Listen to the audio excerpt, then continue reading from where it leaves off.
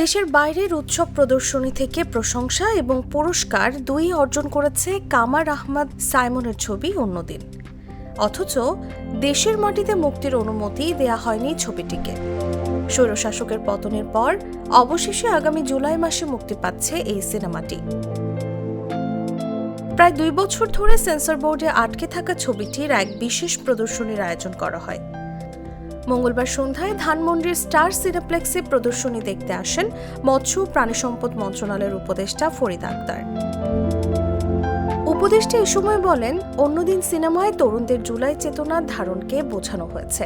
তরুণরা সিনেমা স্থবির দেশকে নতুন গতি দিয়েছে। মানে পুরো গল্পটাতে একটা পুরো জাহাজ যেভাবে আটকে গেছে চলছে, তার মধ্যে যে সাধারণ মানুষের যে কথাগুলো, আমার মনে হয় যে এখান থেকে এই যে জুলাই গণঅভ্যুত্থানটা হলো, ওই মানে কারণটা বেরিয়ে আসছে পুরো গল্পের মধ্যে। শেষ পর্যন্ত জাহাজটার যে আটকে গেছে, সে আটকানোটাকে সরানোটা তরুণদের মধ্যে প্রয়োজন বোধ করছে, তাই জুলাই গণঅভ্যুত্থানটা হয়েছে। দেশের আইন শৃঙ্খলা পরিস্থিতি, নির্বাচনী পরিবেশ ও রাজনীতি নিয়ে প্রশ্ন তোলার অভিযোগে সিনেমাটিকে সেন্সর বোর্ডে আটকে দেওয়া হয় বলে জানান নির্মাতা। এই অনুভূতির কৃতজ্ঞতা আমার 2024-এর জুলাইকে দিতে হবে, কারণ 2024-এর জুলাইয়ের আগে এই ছবিটা দেখানোর ব্যাপারে নিষেধাজ্ঞা ছিল।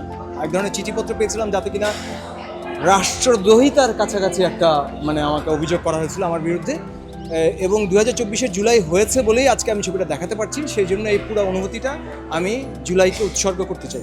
রাজনৈতিক পট পরিবর্তনের পর সেন্সর বোর্ডের নাম ও এখতিয়ার বদলে 2024 সালের 22 সেপ্টেম্বর বাংলাদেশ চলচ্চিত্র সার্টিফিকেশন বোর্ড গঠন করে অন্তর্বর্তী সরকার। চলতি বছরের মার্চে ছবিটি সার্টিফিকেশন সনদ পায় বলেও জানান তিনি। Taslima Tithi, Jago News, Dhaka.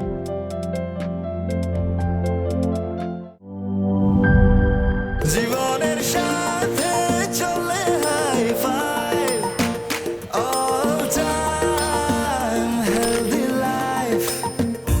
নিশ্চিন্তে খান স্বাস্থ্যকর অল টাইম পান, অল টাইম হেলদি লাইফ।